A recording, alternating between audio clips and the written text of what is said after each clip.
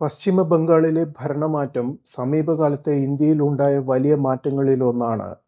ഇത് വടക്കുകിഴക്കൻ ഇന്ത്യയുടെ രാഷ്ട്രീയം, സുരക്ഷ, സാമ്പത്തികം എന്നിവയെ പുനർനിർമ്മിക്കാൻ സഹായകമാകും.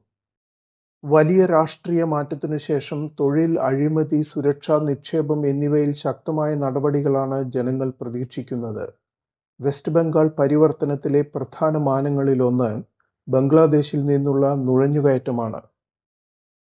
വ്യാജ കറൻസി, സ്വർണം, മനുഷ്യർ, കന്നുകാലികൾ, മയക്കുമരുന്ന് എന്നിവയുടെ കള്ളക്കടത്തിന് അതിർത്തികൾ വ്യാപകമായി ഉപയോഗിച്ചു വരുന്നു. കേന്ദ്ര അനുമതികളും നഷ്ടപരിഹാര പ്രക്രിയകളും ഉണ്ടായിരുന്നിട്ടും സംസ്ഥാനം അതിർത്തി ഭൂമി വിട്ടുകൊടുക്കാത്തതുകൊണ്ട് വലിയ പ്രദേശങ്ങൾ വേലികെട്ടാതെ ഒഴിഞ്ഞുകിടക്കുകയാണ്.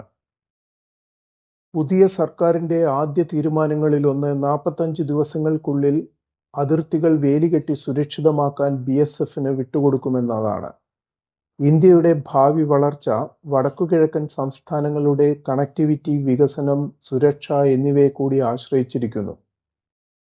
ഒരു കാലത്ത് ഇന്ത്യയുടെ വ്യാവസായിക ശക്തി കേന്ദ്രമായിരുന്ന ബംഗാളിന്റെ ഉൽപ്പാദനത്തിലും GDPയിലുമുള്ള പങ്ക് പതിറ്റാണ്ടുകളായി കുറഞ്ഞുകൊണ്ടിരിക്കുന്നു.